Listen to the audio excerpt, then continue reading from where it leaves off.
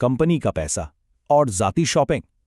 सुनने में ही अजीब लगता है ना, लेकिन ये एक ऐसा फ्रॉड है जो अक्सर एतमाद की आड़ में होता है और कंपनियों को आप समझे अंदर ही अंदर से खोखला कर देता है। तो चलें देखते हैं कि आखिर ये सब होता कैसे है। जरा तसव्वुर करें, एक मुलाजिम जिस पर सबको भरोसा है वो चुपके से कंपनी के फंड्स अपनी जाती शॉपिंग पर लगा रहा है। ये वो सूरत हाल है जिसके नताइज किसी भी अदारे के लिए मतलब बहुत ही खतरनाक साबित हो सकते हैं। अच्छा, इस मसले को सही से समझने के लिए हम दुनिया की सबसे बड़ी एंटी फ्रॉड ऑर्गेनाइजेशन यानी the association of certified fraud examiners, जिसे हम ACFE कहते हैं, उनकी रिसर्च की मदद लेंगे। उनके काम से हमें इस फ्रॉड की जड़ तक पहुंचने में काफी मदद मिलेगी। तो सवाल यह है कि ये खास किस्म का फ्रॉड ये आता कहां से है। इसे समझने के लिए हमें ACFE के फ्रॉड ट्री को देखना होगा, जो कि आप कह सकते हैं प्रोफेशनल फ्रॉड की एक पूरी तस्वीर हमारे सामने रखता है। तो प्रोफेशनल फ्रॉड की जड़ क्या है? सीधी सी बात है, जाती फायदे के लिए अपनी पोजीशन का गलत इस्तेमाल। ये तब होता है जब कोई जानबूझकर अपनी कंपनी के वसाइल या तो गलत तरीके से इस्तेमाल करे या फिर सीधा सीधा चोरी कर ले। ACFE ने फ्रॉड को 3 बड़ी कैटेगरीज में बांटा है। पहली है असासों का गबन यानी सीधी सीधी चोरी। दूसरी है बदउनवानी, जहां असर और रसूख का गलत इस्तेमाल होता है।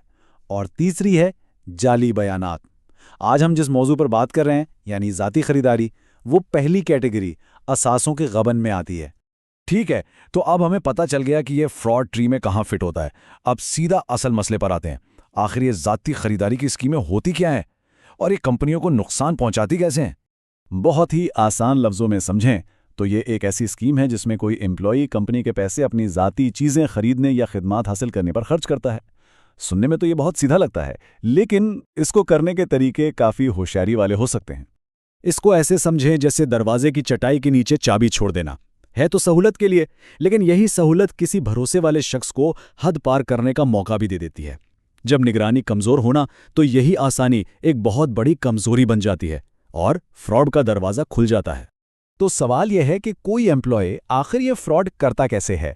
चलें अब इन आम तरीकों पर नज़र डालते हैं जो इस किस्म की धोखाधड़ी में इस्तेमाल होते हैं। देखें, उसके 3 बहुत ही आम तरीके हैं। पहला, जाली इनवॉइस, मतलब कोई मुलाजिम अपना ज़ाती बिल लेकर आएगा और उससे बिजनेस का खर्चा बताकर पेमेंट के लिए जमा करा देगा।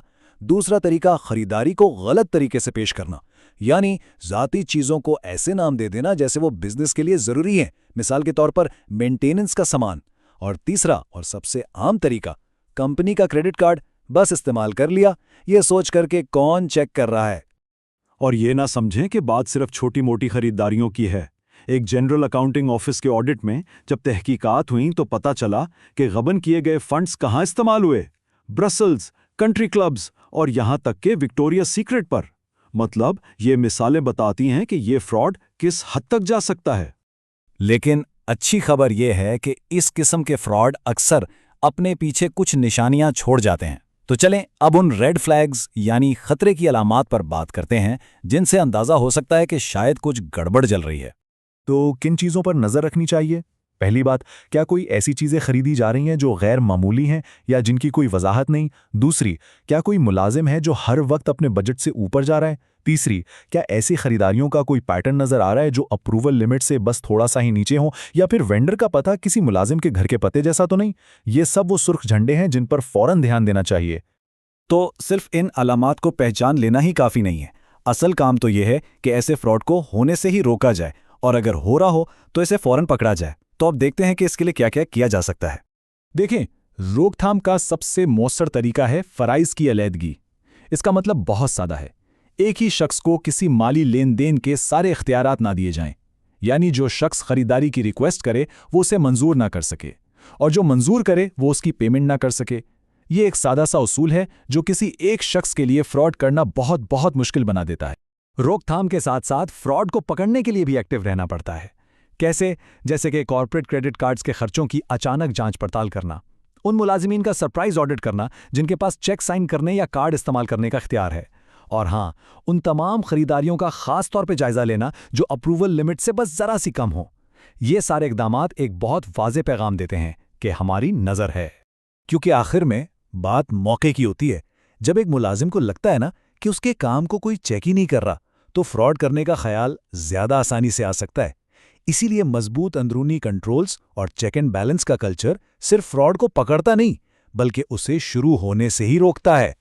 तो आखिर में ये सब हमें एक बहुत अहम सवाल पर लाकर खड़ा करता है। देखिए, भरोसा तो किसी भी इदारे की बुनियाद होता है, लेकिन जब बात कंपनी के असासों की हिफाजत की हो, तो क्या सिर्फ भरोसा करना काफ़ी है, या फिर एक मजबूत निज़ाम और कंट्रोल्स का होना हमेशा हर हाल में ज़रूरी है?